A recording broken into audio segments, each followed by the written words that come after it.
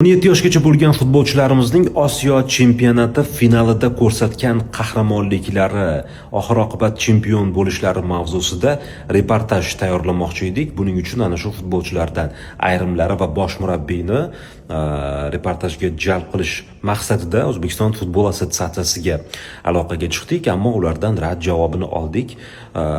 Rahbariyat tomonidan futbolchilar va bosh murabbiyni mutlaqo bezovta qilmaslik, ularni turli tadbirlar, reportajlarga jalb qilib chalg'itmaslik bo'yicha qat'iy topshiriq bo'lgan ekan. Men reportaj yomonroq chiqishi mumkinligini o'ylab avvaliga biroz xafa bo'ldim, lekin ko'proq xursand bo'ldim. Bo'larkan-ku mana shunaqa yondashuv qilsak ham. Avvallari agar qaysidir jamoa yoki futbolchi yaxshi natija ko'rsatadigan bo'lsa, darrov uni ko'tar qilib tadbirlar, reportajlar, ko'rsatuvlarga olib chiqib, darrov undan yulduz yasab, qaysidir ma'noda uning futboldagi karyerasiga salbiy ta'sir ko'rsatib qo'yar edik. Bu safar mana bunday yondashuv bo'layotgani juda ham to'g'ri, hurmatga sazovor.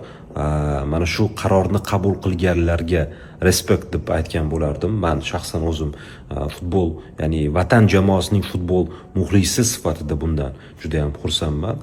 Rahmat aytaman.